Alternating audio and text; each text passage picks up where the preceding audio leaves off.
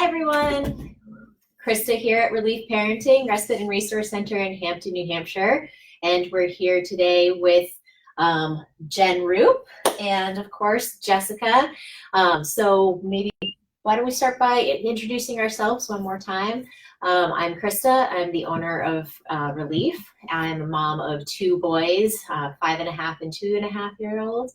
And I am a postpartum doula, advanced lactation counselor, postpartum doula trainer, and just kind of coordinator for all of the things here. Master of everything. Of the universe. of the Relief universe, yes. I'm Jessica Holt. I'm a postpartum doula and certified lactation counselor. I work here at Relief. Excited for today's episode of Long Distance Relief. And we'd like to introduce you to... Introduce yourself. Yeah. I'm Jennifer Roop. I am very happy to be working here at Relief, and I am teaching mommy and me classes or caregiver and me classes. Doesn't have to be moms. That's right. Oh, we It got could be grandparents and dads. dads. Yeah. And the dads actually have a lot of fun. I was just talking to mom this morning about it. Yeah. I do a tummy and mommy time class. Once again, doesn't have to be mommy, which is for 0 to 6 month olds. It's just, it rolls A off fun the tongue. name. Yeah. It is.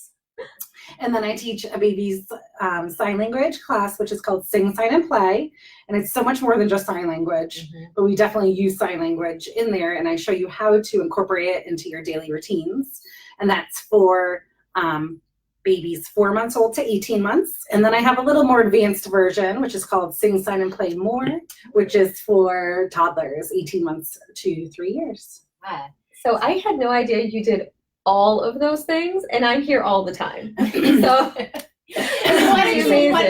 So why don't we start? Maybe if you are online, if you want to say hello and introduce yourselves and let us know where you're coming from. And today we're really going to be talking about just kind of how do we play with our kids. I know it sounds like a pretty easy concept, but it can be really challenging sometimes just to kind of figure out where to meet your kids developmentally. And again, as grown-ups, it can sometimes not be really fun to be like, I really want to get on the floor and play dinosaurs with you again. Yeah. So Jen is really amazing at bringing in different concepts for playing with your children, and we're going to be talking about just kind of what that looks like and different developmental stages. And I am a huge fan of the sign language thing because my son was speech delayed. He didn't start speaking really until he was 3. So we did a lot of sign language with him, but we didn't have any resources at the time.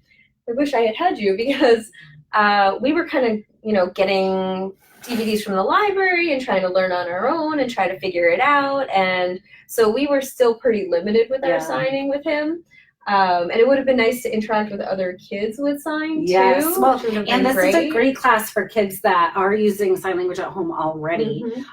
Kids that receive perhaps speech and are using it in speech. Yep. If they come here, they're really going to feel like, wow, I'm the big kid. I know what's going on. Yeah. I already know this stuff. And it will give them a feeling of a different dynamic than they usually have. Boost that confidence a little bit. Yeah. Exactly. It was a huge help for us in communicating with our son and cutting down on his frustration and our frustration. And even if your kid isn't, a child with speech delay or anything like that, I could see it being so beneficial. It is so beneficial. That was kind of the case that I was in with my sons. Is I had always kind of known there was some good benefits about language development and again, just a different pathway in the brain to connect different information. And so I only knew just kind of a handful of things. So we would do like more if they wanted to, or eat or play.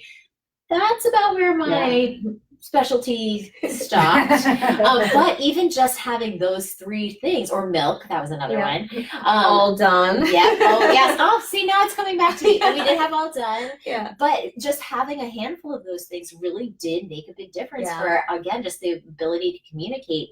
And what I also thought was really interesting is, and I'm sure you can speak to this in more depth, Jen, is babies are able to use their signs before they're necessarily able to form the words with their mouth. And so they have a level of understanding, and gives them a tool to be able to communicate in a really effective way. So even if you're like across the hall or like, and they can say like, eat. Oh, okay. Well, let's go get something without having a total meltdown and Yeah. tantrum. Absolutely, because they're understanding what we're saying and they're understanding what they want to say way before they have the oral motor development to do it. Right. And it can be really frustrating when your child wants to get a message across and they're trying in all the ways they know how, and we can't get it. Whereas if they have used signs, they're going to be able to get it across, because the kids either want more of something or they want to be all done. Yeah. And I choose, all done, a lot of times, like Krista did, it could be like this or like this. For working in childcare, I kind of changed that, because what would happen at the end of mealtime is I would have 9 babies throwing their food on the floor, because this sign kind of teaches that, like, you're wiping a surface in front of you. So I do all done like this, because then it gets our hands up and ready to wipe with a washcloth. So Gotcha. So there's certain signs that I do tweak a little bit to make easier, and we do talk about that in class. Like the sign for help is really useful, but using your hands in 2 different ways is hard. So we do help like this. Oh, nice. Yeah, but it's amazing to see into our children's brain how smart they are, and sign language allows that. How did you get into sign language? I started doing sign language really young. It was one of those things where I had a 3rd grade teacher that taught us like the alphabet or something like that. And then ever since, I was just fascinated with it. So I did research on my own, and I started working in childcare at 16, and I started using it in a childcare setting. And using it in a childcare setting is perfect, because you just turn it into part of your day. It's easy to do. And kids love using their bodies. Yes. They love being physical. So Krista and I, as postpartum doulas, talk a lot with parents about reading their babies' cues early on as infants. And this just seems like a natural progression of that. What age would you say is the best, or is it right at birth to start doing those signs so your baby is picking up on that before they can even do it themselves, or is it better to wait? Like, what's the perfect age to start? So I try to think of it the same as, if somebody's asking, I want to teach my child English and Spanish, do I start at birth, or do I wait till they're a year when they can talk back? No, of course, start at birth. Start as early as you can, because a large part of using sign language with your baby is you using sign language with your baby. They're not going to learn it if they're not seeing it. So if you start from a really young age, every time you're offering a bottle or nursing saying milk, they're getting it. They're understanding it. They're not going to be able to sign back until they can clap and point. And they need that motor planning. And so they're going to start with being able to do signs where both their hands are doing the same things more and all done. Perfect first ones. Sorry comes much later. Sorry. I remember that one now too. Sorry. Yes. Has anybody who's watching us ever used sign language with their little ones before? If so, kind of like maybe share some of the signs that have worked for you, or that you've seen implemented, or that you want to know about, because we've got someone here who can teach us what those are. So maybe you could share a little bit more about, like, you said you started kind of early on at 16, and then how did this all progress? So I started when I was 16 doing it in one childcare center. I worked there for maybe 3 years. I moved to another childcare center, and then I ended up training the staff there on using it. And so when I got to college, I did take sign language. I took 3 years of it. Looking back, I wish I had just done it as a minor.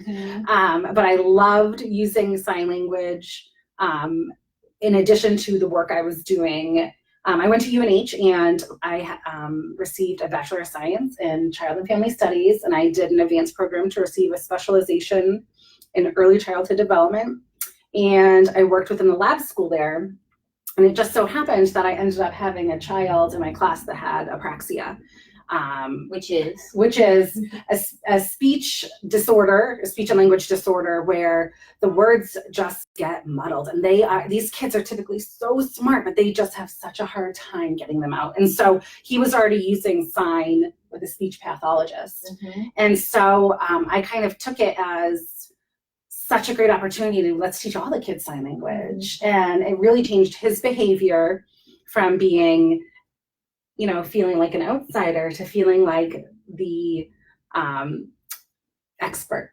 Mhm. And the amazing change in his social emotional development, because really there's nothing more important to a child's school well-being than their social emotional development. If they are making friends and happy, the other things I believe will come. And I think that that holds true for all stages, right? Like we Yes. talk about, we've shared before too, everybody as adults at any point in your life, really, you want to just be seen, you want to be heard, you want to be accepted for who you are, Right. and like to be able to interact authentically. And so, that starts with little children. It starts Absolutely. with, infants and carries through our whole life. It just changes maybe how we are able to cope Right. with that or interact with that need. Right. So that gave me the ability to where I had used sign language with babies, and then I was using sign language with preschoolers, and it just gave me this full view.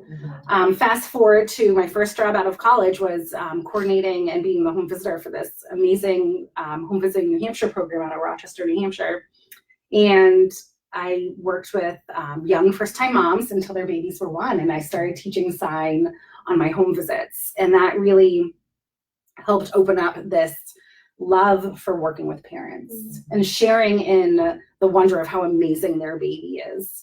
Because babies are, no matter where they are developmentally, it's just, I love sitting, observing, and just sharing in the amazement of them. So I knew that in my future, I really wanted a job where I could mix all of these things together. And Crystal let me do that here at Relief.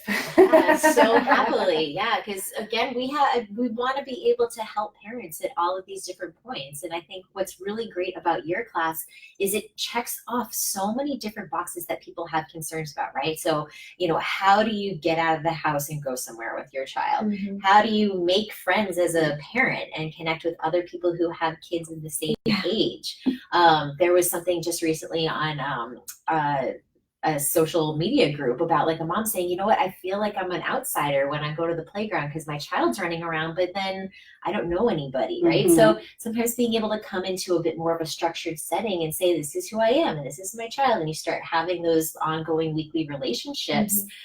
It's been really nice to see so many of the moms and parents who are coming in afterwards, kind of talking and sharing, and then they go and have lunch, or they'll go meet up afterwards, or they'll make a plan to come for the next week's class. And so seeing those relationships build. And that's what I needed. And we talked about that a lot. Like, we're trying to provide families with what we wish we had. And I don't know about you, but I needed a tribe. I needed a tribe. I wanted a time where I felt focused and engaged with my child.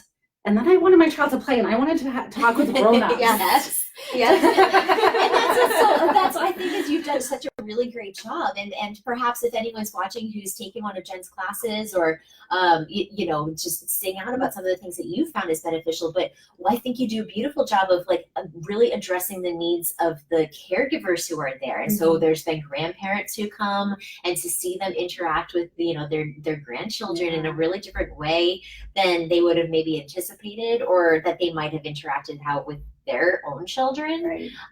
But then also to kind of address just the educational piece of things too. What's developmentally appropriate? Why is tummy time important? And then to see all the amazing different ways that Jen brings in her toys and her boards and stuff. Her room is just incredible. Maybe afterwards it's like a living Pinterest. It is. It's so, every time I come in, I'm like, whoa, this is incredible, and I want to hang out here. So I'd love to hear more. So we hear a lot about, tummy time and the importance of tummy time from our pediatricians and from, all of these different things. But it can feel really stressful to be like, how do I get my kids some tummy time if they hate it and they're screaming? And it's just something that I feel is one more thing for me to do.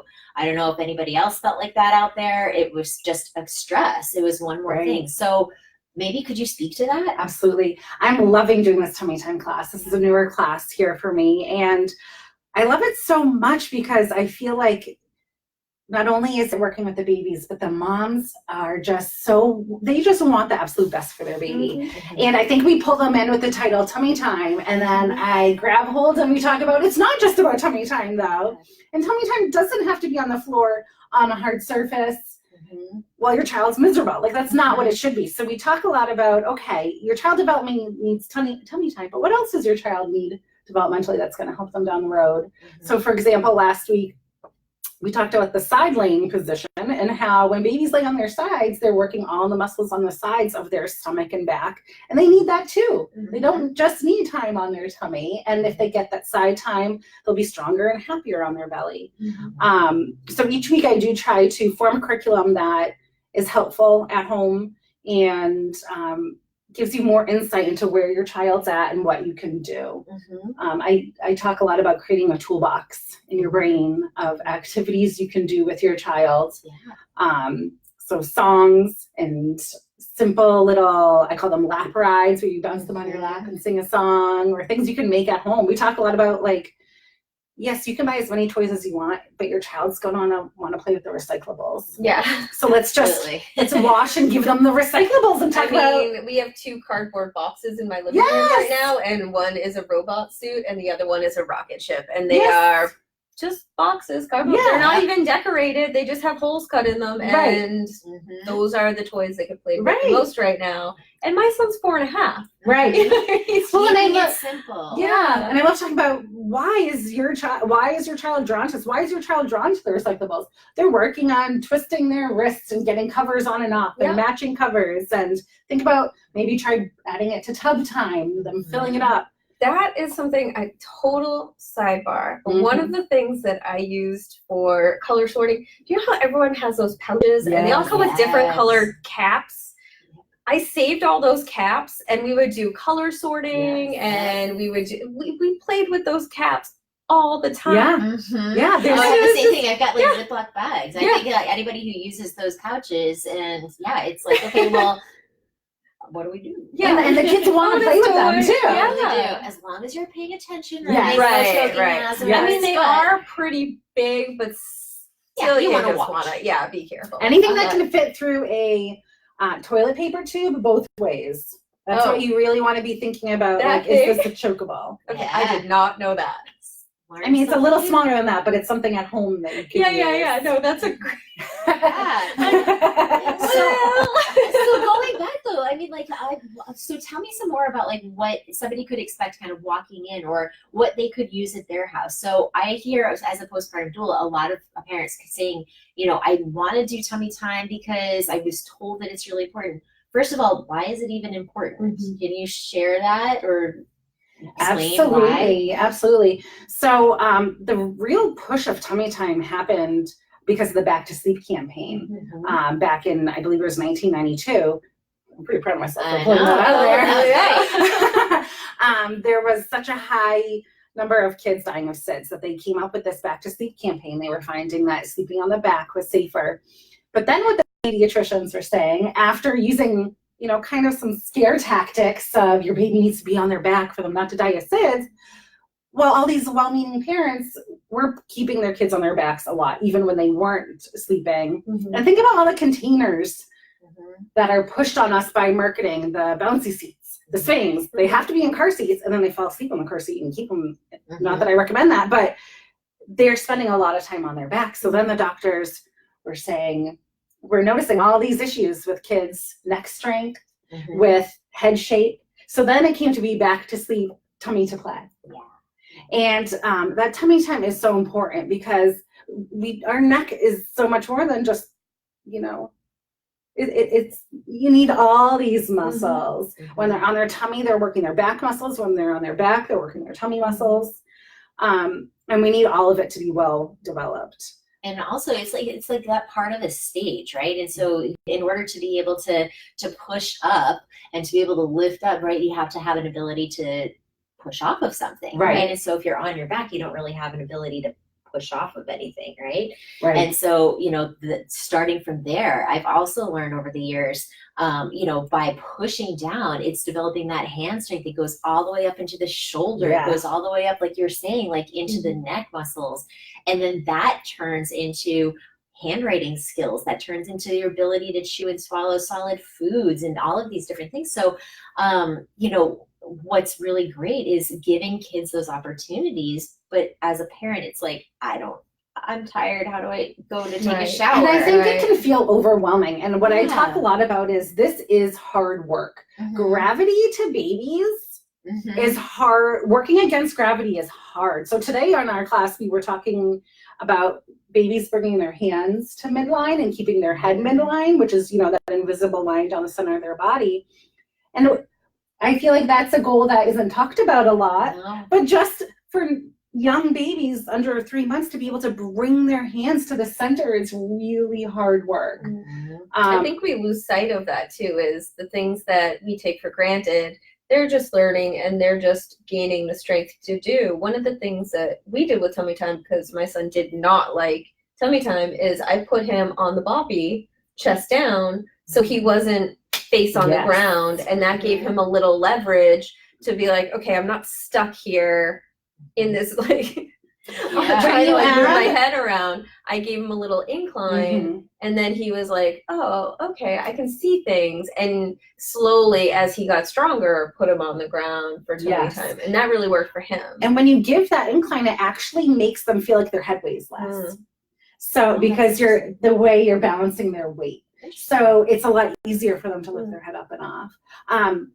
I got sidetracked with this midline, but what I was going to say was, we talk a lot about how it's a workout and how it's not developmentally appropriate to expect your baby to spend a half an hour on their belly in one go. It's not going to happen. So don't start with the feeling like it should happen. It's all about how much time cumulatively throughout the day do they spend on their tummy. And it can be in 60-second, 2-minute, 3-minute increments. It's kind of like holding a yoga pose. Would you want to hold a yoga pose for a half an hour? I don't. And you would really great analogy. And you would probably strain your muscles if you didn't hurt yourself. Right. So when your baby's crying, you can try crying or starting to fuss on their belly. You can try to see if it's because they're bored and offer distraction. But if they're crying, they're probably tired, and it's okay to listen to that cue and say, all right, let's give you a break. Your body needs a break. As you can tell, we're huge fans of listening to your babies and their cues and kind of responding appropriately, because it does really start that dialogue back and forth. All those kind of nonverbal or sometimes verbal, when we hear crying communications, that really starts that whole long-term cycle of communication as a parent and child. And that relationship of, okay, you're telling me something and I'm listening to you. I'm not ignoring you. I'm taking what you're saying seriously. And I think that's something that I always try to instill in the parents that I work with and try to do with my son, and sometimes fail, but is that your feelings are valid. You know, what you're saying to me is valid, and we're going to listen to you. You are a person. You are a human person. You're a tiny one, but you're a human person and you deserve to be listened to. I think we come from a long line of, you're fine. When you're sad, when you're hurt, when you're fine. It's okay. Pull it's it together. Okay. It's okay. And sometimes it's okay to not be okay. And saying, oh, I see you're done. You're all done. I hear you. You're in pain. I hear you. You're whatever it is. If you let your child know that you are seeing it, empathizing with it, give them that quick hug they need, they're going to get it over a lot faster than saying trust. You're fine. And it's all about trust. And I think that's one of the great things too about some of your classes as well, is again, setting that stage for just communicating to the caregivers what those developmental stages are and what's appropriate to look for, and that, kind of background in early childhood, that trust versus mistrust is one of the very most basic things in all of our lives. So obviously you do the sign language part. So tell us a bit about the singing part. So every week there's new songs. I've started writing some of my own, which I find, that's awesome. I know. Before we know it, we're going to be announcing live that Jen Roop has her own CD coming out. No, you don't want to listen to me sing. I call it a teacher voice. I can sing for, to have a good time with the kids, but I can't even listen to myself. I'm sorry to all those parents. Thank you for hanging in there with me. It's all about having a good time, and I'm proving to you that you can sing no matter what your voice is. I'm that parent who's mouthing it but not actually singing. Even Happy Birthday, I'm real quiet. But you don't have to have a good voice. Your baby loves hearing the sing-song, the up and down.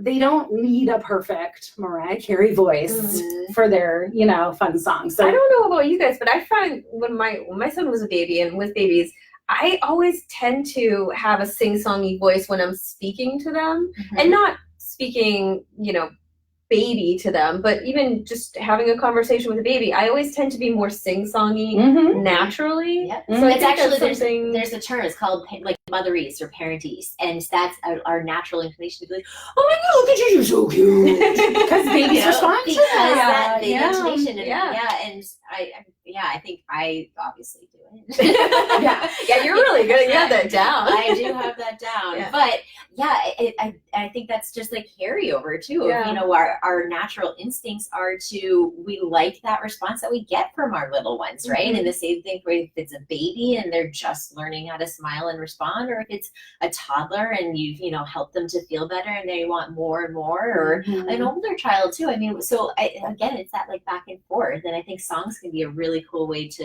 implement that. Songs are that's one of my main things I like to have in my toolbox, my parenting or caregiver toolbox.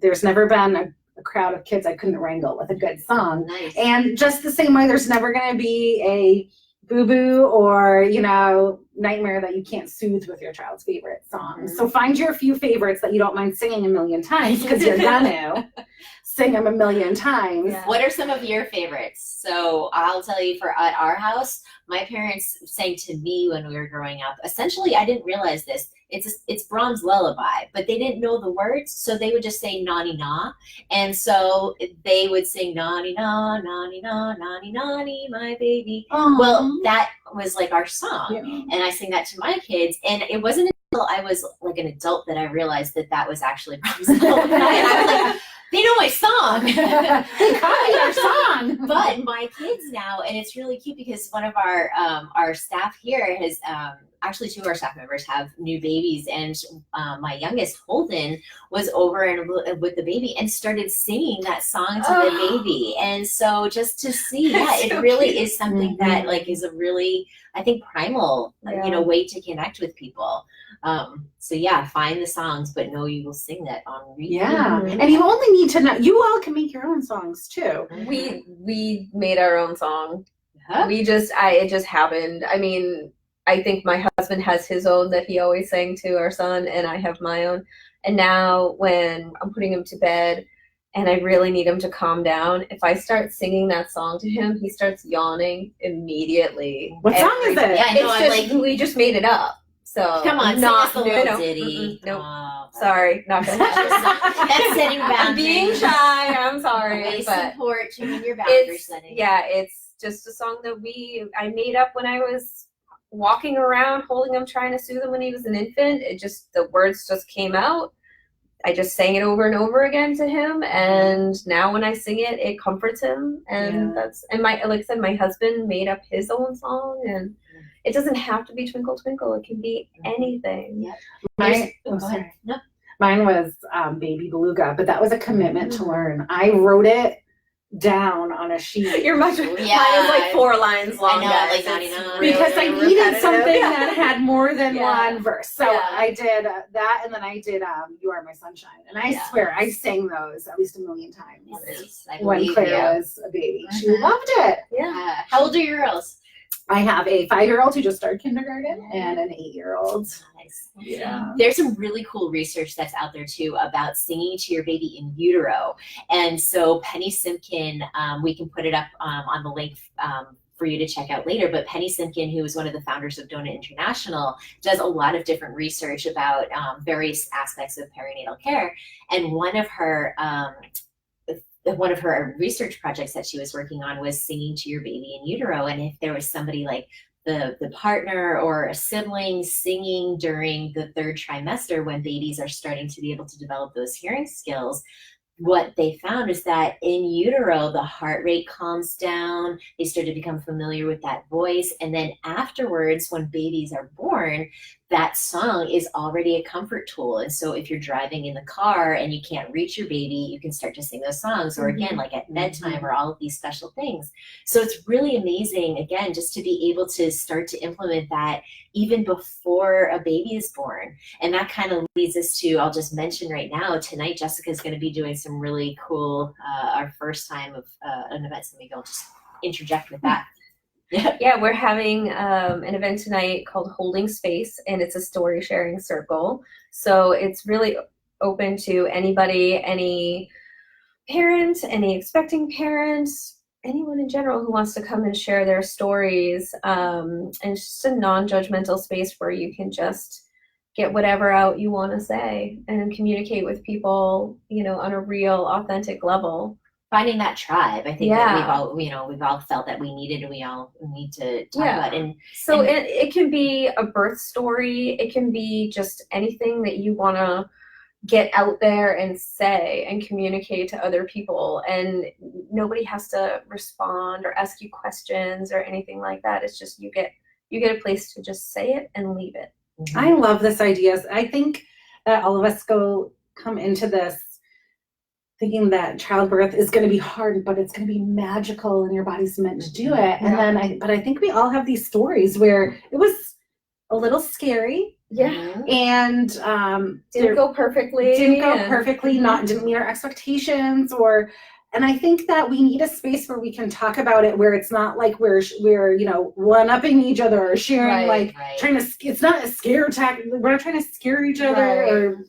No, we need a safe space where we as women can talk about women's work. Right, and I think that one of the detrimental things in our society is that we don't let pregnant women in on the truth. They have this expectation, or at least I did, and I know a lot of other people who did too, that I'm going to get pregnant and it's going to be amazing and I'm going to be creating this life, and then I'm going to have this birth experience, and then I'm going to have this baby, and my instincts are just going to kick in. And none of that was true. None of that was what happened. And I think we glorify it, and we don't want to scare newly pregnant people into thinking that this is going to be something, it's horrible and all of these things, but we're not honest with people a lot of times. And it's really not fair, because then you have this experience and you think you're the only one who's had this experience. And going to story sharing circles is how I really coped with what my experience was hearing that no, not everybody had this perfect experience. Not everybody just went in and had their baby and it went exactly how they planned, or most of the time that's not what happened. And I'm a big fan of, I don't know if anybody knows of The Moth, which is not necessarily birth, but it's just people sharing their stories, and that human connection where you get to just say your story and leave it there and not have to answer for it. You just get to say it. And I think that's really important, because a lot of what holds me back, or has held me back and holds other people back from sharing their stories, is having to answer the 20 questions that comes after, or explain something, or have somebody explain to them how they could have done it differently, because that is not helpful. No. It's just, you want to just be able to say it and leave it. At least I do. And so that's what this space is about. That's what this time is about, is being able to just share your story, whatever that is. And it doesn't have to necessarily be birth related or parenting related. It can be anything that you want. So come and join us tonight from 6 to 7:30. We're going to have snacks. It's going to be a good time. There's this really cool study done on veterans that had traumatic PTSD from service, and they found that the soldiers that retold the traumatic stories over and over again, it desensitized it. That's a new form of therapy they're using for PTSD. Yes, yeah. Because part of PTSD is not being able to put a traumatic event into a normal timeline, right? And then it's just so raw. So this is just another really great way for people in our community to be able to. And you know how I learned about that? A story sharing podcast. Oh! And I was just gonna say, so if you're not local, if you're not joining us, in our local community around Hampton and the Seacoast area, there are definitely places that are out there. Or if they're not, it's a great opportunity for you to kind of find out there's this need in your community, and maybe you set something up. And as long as I think you have somebody who's, can facilitate things with, setting those boundaries and letting everybody know kind of what the expectation is to keep it a safe space. That's really the point is to all gather together just to be authentically heard. And so I'm excited for tonight. I think it's going to be a really great event. And to sidebar, again, Mhm. I'm sorry, I'm a big podcast fan. So if you are looking for anything like that where you can kind of hear other people's stories and you really enjoy that, and they're not necessarily birth stories, one podcast is The Moth, which Mhm. is great, and you'll hear every different kind of story there. And they have local moth events in like pretty much every major city. So you can check that out. And then the other one is called Beautiful Anonymous, which is this comedian, Chris Gethard, actually, who he has 1 hour anonymous phone calls where somebody will call in and he will just have a conversation with them for 1 hour about whatever they want. And So it's kinda like really, this. really Yeah. cool. Like, come on. There's start no talking. pretense. It's just Yeah. whoever, he puts out the number, whoever gets through the line talks to him for an hour about whatever they choose to talk about. And it's just these really amazing conversations with strangers. Yeah. And the whole point is that nobody knows who this person is and they get to say whatever they want, which is a really cool idea. Yeah. A little bit hard to do face to face, but Yeah. that's kind of where I got the inspiration for this event tonight. Nice. So, Well, we're excited to have that here for sure. yeah. And kind of circling back to, just like having those authentic conversations, having those real connections, and to be able to see where different stages are. I think that's something that we really are all striving to do here at the center, and then wanting to try and bring to use. So, Jen, I was going to ask you to teach us, maybe, I know at the start of your class you have a song that you do, and so maybe if that's something that you feel like you can communicate, we could all try it together, and then you could go into your community if you're not close by. Is that something you could Sure, teach let's us one do at it. the beginning? Sure. We always start with the more we get together, and I talk about how I think I know this one. when you come together as a community, it's nice for the kids to sit down and start. It's kind of like a way for them to know, okay, we're starting class. And I joke that the babies think they're getting graded because it's like they stop what they're doing and they stare. They're like, I will pay full attention. So it's the cutest thing. So for the song, you need to know more. Together is like two people together turned. Things that are in a group go like this. Okay. Happy, I think of it as like a happy emotion floating out. And is it one hand on top of the other? Yeah, Or is it, it's okay. like one on chest, one on belly. Got it. The more we get together, the happier we'll be. Because, okay, your friends. These are two little friends, and they're hugging. Oh. My friends, and Yeah. I'm just, Like, oh, she's gonna have Let's start with that. Okay, ready? Oh, jeez. All right, are we all singing it? We'll sing it. We're Okay. gonna be brave. We're brave. And not just mouth it. No, I'm gonna sing, and I'm sorry. That's fine. Turn the volume down. It's fine if you mute this part. We won't be offended. It's in sign language, too. They'll And you understand can it. practice at home with us, right? So then you can bring it to your house, and then you can learn more out here. All right, let's do this. The more we get together, the more we get together, the happier we'll be. 'Cause your friends are my friends, and my friends are your friends.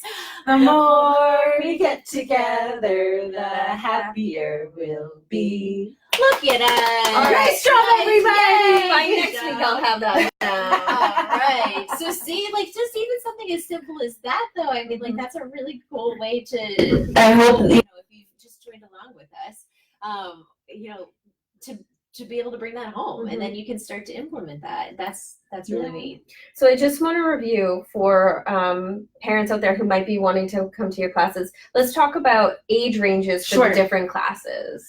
So the tummy and mummy time is a 0 to 6 month range.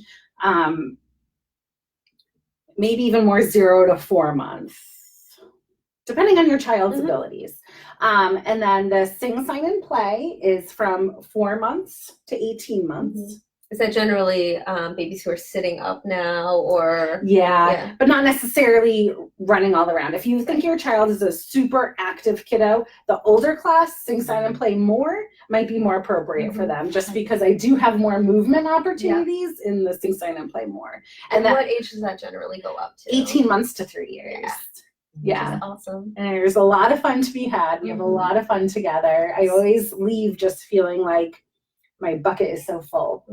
My heart is so happy. So it's really just been my dream to do this. So, and anytime you can give parents a way to communicate and interact with their kids on a different level is so awesome. I know from my experience, just being able to have that communication, and the first time your kid signs back to you and you're like, oh, we're doing this. It's such an amazing feeling. And then to just integrate more and more of that into your everyday life. And it's just like everyone's frustration level just drops because you're able to just get across those things, those basic needs. And it was so helpful for us. So that's so great that you're bringing that to other people. I'd love to share Really cool. a quick story of, So one of my very favorite sign stories with my daughter is, she was maybe 14 months. This was with Charlie. And she told me I had mastitis before I knew I had mastitis because I was, mastitis is a breast inflammation or a breast infection. Right. So I was like a little sore, didn't think it was a big deal, just a clogged up. And then she nursed and told me my milk was broken. She pointed to my boob and said, broken. And she made a yucky face. Yeah. And I'm like, it's broken. You're like, wow, thanks, kid. Yeah. She didn't want to. And I was like, wait a second, maybe I need to take this more seriously. Yeah. And within a few hours, sure enough, I had the fever and needed to get that medicine in me. But just the fact that she knew even before I did and was able to tell me that, Yeah, our babies are so smart. They just don't communicate the same way we do. They communicate, just not how we do. And so when we can get down on their level and learn their ways of communicating, it's so cool to see what's actually going on in their little brains. I love it. And that's really what all of us here really want to be able to do. Is I feel like I describe us sometimes as interpreters, right? So like our specialty is really understanding and knowing these stages, knowing these, baby phases or toddlers or school age or whatnot. And so then to be able to give and convey the tools to you as the parent or the caregiver, so that way, again, like it's just empowering everyone all around. And you just kind of reminded me, so we've talked about the sign, we've talked about the singing, and then you said getting down on their level. So talk to us about playing and what playing looks like, because that can be really, it can be really kind of, what's the word I'm looking for? Monotonous. Yes. That's a word. Yes. Like they're super into something because as a baby, as a child, that's something new and they're discovering it. But as an adult, it can be hard to kind of put away all of our grown-up stuff and then get back into a more imaginative type of role. And I definitely know of multiple parents where it's like, okay, it seems very foreign to get down on the ground. So what are some things that typically a parent would see or a caregiver would see in your class? So early on in my class, I like to talk about Montessori treasure baskets. And a treasure basket is really just a collection of items that you're thoughtfully putting in a basket for your child. And I try to set up my classroom that way with these Montessori treasure baskets. And so we talk about what are some different categories, what are some different things. Because if you change up the materials, they're going to be new and exciting all over again. And when you bring them out again, your child's going to be able to use them in different ways as they get older. So my recommendation would be have a space where you keep your child's toys. You don't have to offer, it's too much to offer everything. And you're going to get a lot of hand-me-downs and gifts. Yeah. So have a closet or a dedicated space where you can keep the toys as like your library of toys and carefully pick and choose what is your child interested in right now. So for example, when you're maybe around 6 months, when your child's starting to get really interested in watching you cook, maybe you're sitting them in the high chair while you cook and they're watching you, and you're noticing maybe when they're a little older and starting to go over and get pots and pans and stuff, I would set up their little shelf, if you can have a nice little safe spot for them to go to for their toys, some different treasure baskets. One, I would recommend having measuring cups. Buy them their own set of measuring cups. Yep. They will Dollar store. They will get used forever. And I talk a lot about what are materials you're going to get Longevity. Yeah. So measuring cups, and then use old water bottles, let them dry, rinse them out, let them dry, put in dry rice, dry black beans, and oats.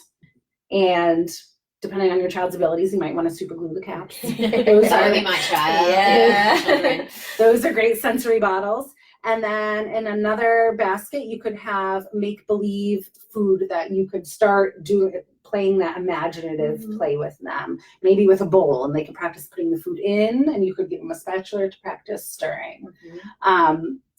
There's always ways to shake things up and keep it fun for them and us. And guess what? If you're getting bored, they're probably getting bored too. So just keep it fresh and new. And it's not about the amount of stuff that you're putting out. In fact, sometimes less is more. I generally find that as well. And I speak a lot about overstimulation with young children. And I think as grown-ups, we're overstimulated as well. I mean, hands up if anybody else is feeling like overstimulated by the world.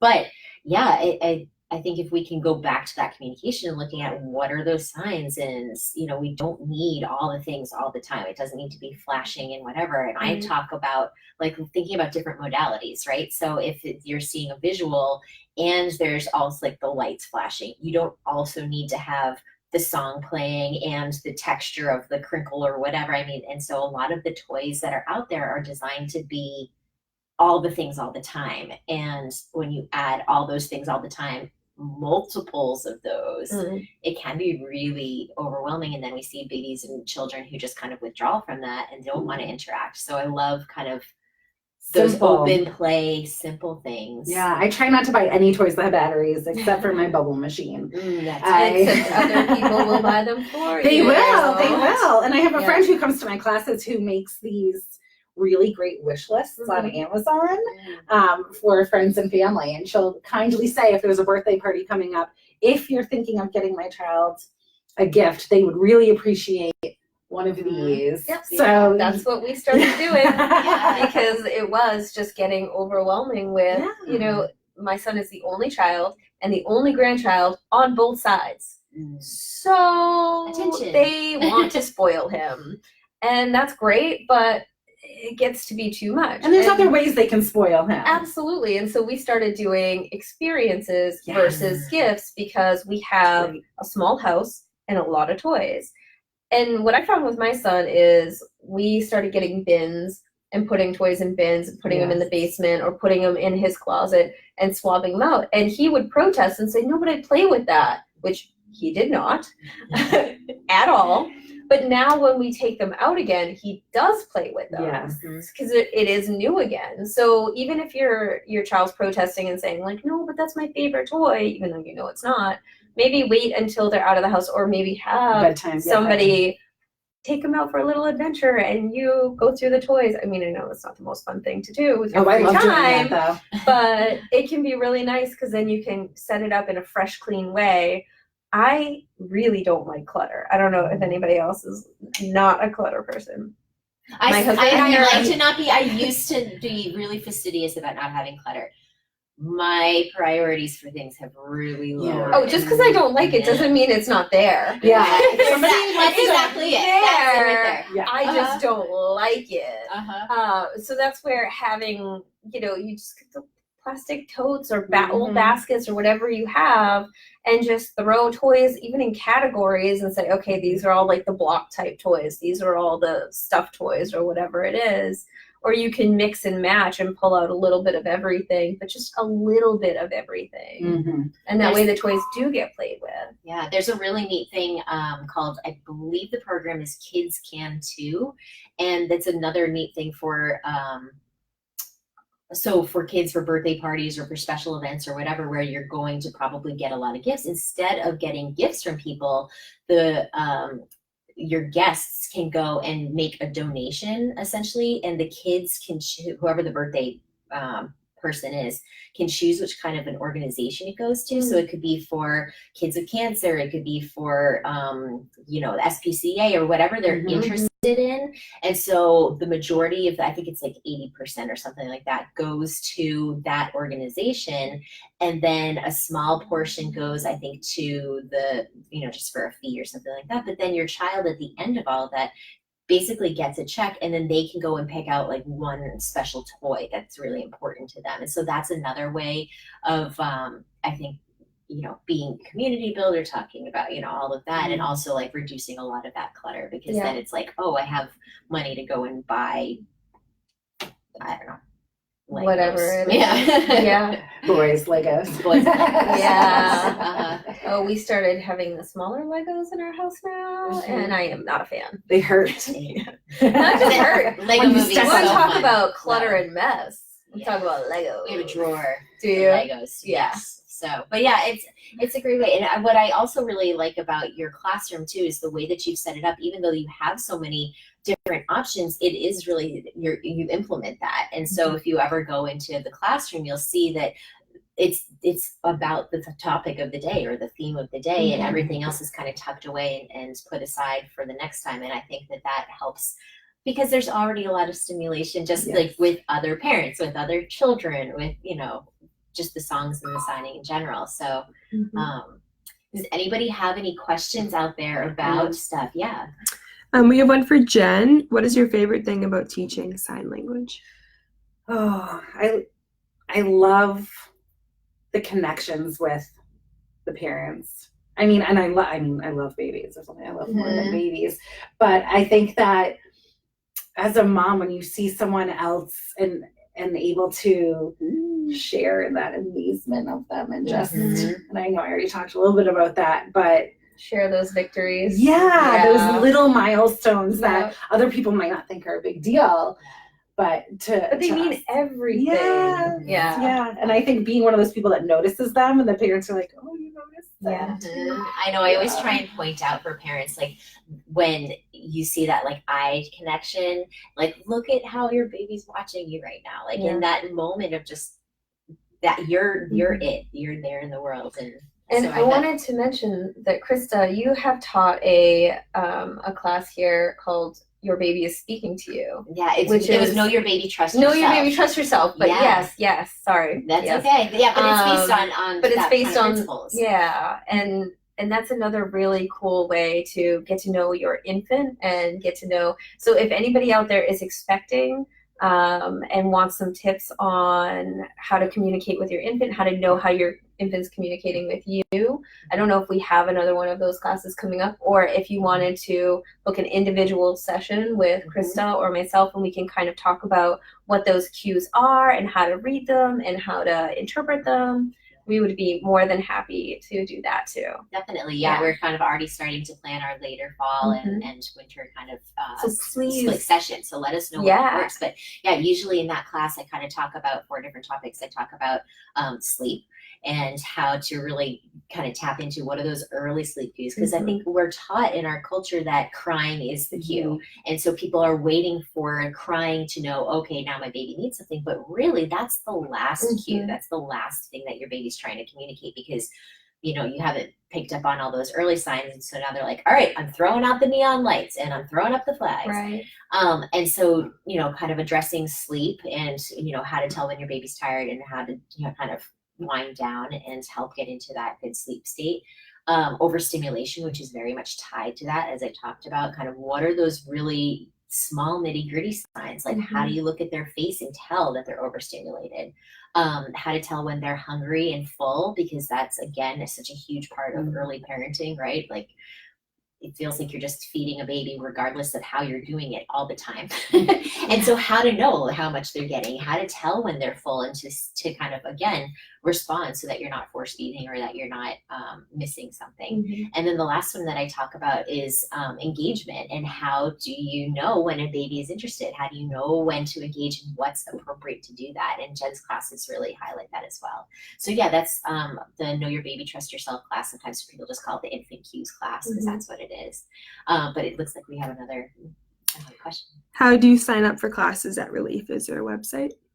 Yes, there definitely is. So reliefparenting.com. So at any point you can go on to our website, and on our front page there you'll see down towards the bottom our schedule. We also have a specific tab that kind of talks about our calendar of events, and that covers our classes that all of our different practitioners here teach. Our upcoming workshops and events. So again, Saturday, we've got our open house, our first year celebration and open house. It's going to be happening in the morning at 10:30. So please come on by. And right before that, we're going to be having our brunch and bumps. Yeah. So that would be a great way, again, to just connect with other people who are pregnant in the community, to talk with our doula, to talk with our childbirth educator, to talk with our community midwife who's going to be coming in. Or just come by for some brunch. That's And fine. that Just too, come by just for snacks. Have some snacks. We're fine with that. Yep. And then while you're here, you'll be able to, again, just kind of check out the center, because right after that is going to be our open house and our celebration. But yes, so on our website at any point, you can also call our center. So 603-910-5497.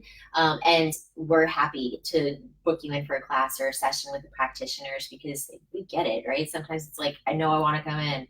Just do it for me. Yeah. So call. That's what we're here for, is Yeah. to help. And then lastly, we also are on Mind Body. So a lot of people will have the Mind Body app. It doesn't always show things as accurately as we'd like, or sometimes our events aren't shown because they're not part of like either an ongoing class or an appointment.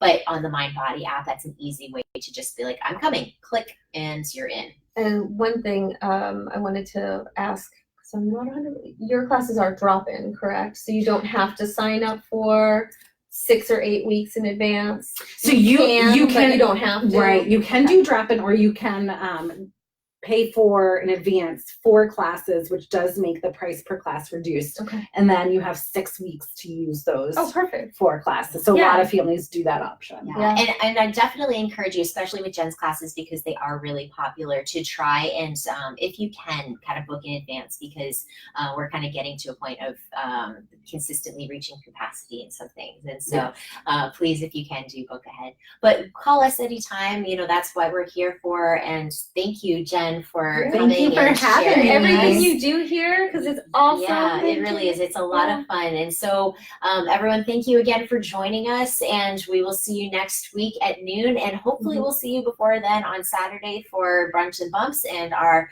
first year celebration and open house. So keep well, enjoy the day, and we'll see you again soon.